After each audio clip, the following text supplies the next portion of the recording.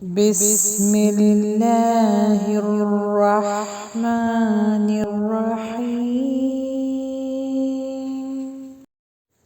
فلما رو فلما یہاں پہ غنہ ہو رہا ہے رو او حرف لینے جلدی پڑھیں گے او ہا قالو انا یہاں پہ الف مدہ لونگ ہوگا انا پھر جب انہوں نے اس باغ کو دیکھا تو کہنے لگے کہ ہم لا ضالون ہم ضرور راستہ بھٹک گئے ہیں بل نحن محرومون بلکہ ہم محروم ہو گئے ہیں قال اوسطهم الم اقل اچھا بیچ میں جو لام ہے نا وہ اسکپ ہوگا دوسرے لام سے ملے گا اقل لکم لو لا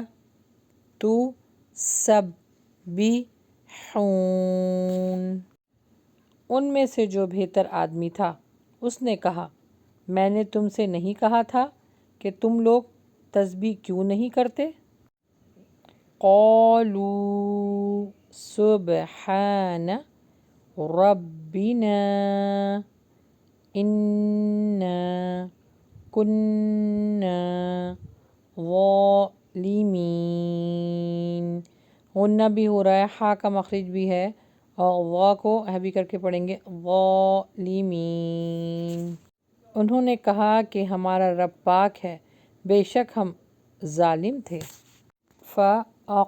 قلقلہ ہو رہا ہے فَأَقْبَلَ بَعْضُهُمْ عَلَى بَعْضٍ يَتَلَاوَمُونَ پھر ایک دوسرے کی طرف متوجہ ہو کر ایک دوسرے کو ملامت کرنے لگے قالوا یا ویلنا انا كنا طاغین عسى ربنا ای بیچ میں سے نون اسکپ ہوگا الف یا سے ملے گا یوب یہاں پہ قلقلہ ہو رہا ہے یوب دی لنا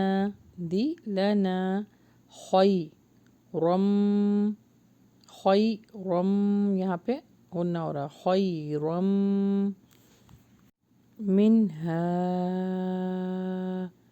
انا الی انہوں نے کہا افسوس ہے ہم پر بے شک ہم حد سے نکلنے والے لوگ تھے شاید ہمارا رب ہم کو اس سے اچھا باغ اس کے بدلے میں دے دے آگے ہے ہم اس کی طرف رجوع ہوتے ہیں ربنا راغبون اسی کی طرف رجوع ہوتے ہیں آئیے اب اس کی ہم تلاوت اور تفسیر جان لیتے ہیں فَلَمَّا رَأَوْهَا قَالُوا إِنَّا لَضَالُّونَ بَلْ نَحْنُ مَحْرُومُونَ قال أوسطهم ألم أقل لكم لولا تسبحون قالوا سبحان ربنا إنا كنا ظالمين فأقبل بعضهم على بعض يتلاومون قالوا يا ويلنا إنا كنا طاغين عسى ربنا أن يبدلنا خيرا منها إنا إلى ربنا راغبون۔ اب تھوڑی سی اس کی تفسیر جان لیں۔ مکے کے قریب ایک باغ تھا، باپ نیک تھا، غریبوں کو فصل دیتا تھا۔ باپ کے مرنے کے بعد بیٹوں نے قسم کھائی کہ صبح سویرے جا کے کوئی مسکین نہ آئے، نہ آ سکے، ہم جو ہے وہ سارا مال ہڑپ لیتے ہیں۔ اللہ نے رات ہی رات ان کی نیت کو اللہ تعالیٰ نے دیکھا اور رات ہی رات ان کے باغ کو جلا دیا۔ جب انہوں نے باغ کو دیکھا تو کہنے لگے ہم تو راستہ بھول گئے تھے، مطلب جب سارا باغ جل گیا، برباد ہو گیا، تو پھر انہوں نے ریئلائز کیا کہ ہم راستہ بھول گئے تھے، بلکہ ہم تو محروم ہو گئے۔ رات کو اللہ نے آگ بھیج دی، صبح گئے تو باغ راکھ تھا۔ پہلے بہانہ بنانے لگے، شاید غلط باغ پہ آ گئے، یہ سمجھ نہیں آ رہا ہے کہ کیا ہوا، ہم سے اللہ نے نعمت چھین لی ہے۔ تو انہوں نے انشاءاللہ نہیں بولا تھا۔ جب انشاءاللہ نہیں بولو تو پھر چیزیں ایسے ہی برباد ہوتی ہیں۔ تو اس میں ایک بھائی تھا، اس نے کہا کہ جو ہے وہ میں نے تم سے کہا تھا نا کہ تسبیح پڑھو، یعنی اللہ کا ذکر کرو، اللہ کا نام لو، اور تم نے میری بات نہیں سنی، اس وجہ سے ہم ظالموں سے ہو گئے۔ تو اس نے سمجھداری دکھائی، اس نے کہا کہ پہلے انشاءاللہ کہو کہ تم غریبوں کو ان کا حق دو گے۔ پھر ایک دوسرے سے انہوں نے اس چیز کا اظہار کیا کہ ہم سے غلطی ہو گئی ہے، فوراً توبہ کرتے ہیں اور اللہ کی پاکی بیان کرتے ہیں۔ ایک دوسرے کو ملامت کرنے لگے، کہنے لگے کہ ہماری شامت آ گئی، ہم سرکش ہو گئے اور ہم برباد ہو گئے، ہمارے رب نے ہمیں چھوڑ دیا۔ لیکن انہوں نے جب اللہ کی طرف متوجہ ہوئے، رجوع کیا، تو اللہ سبحانہ تعالیٰ نے بھی ان کو معاف کر دیا۔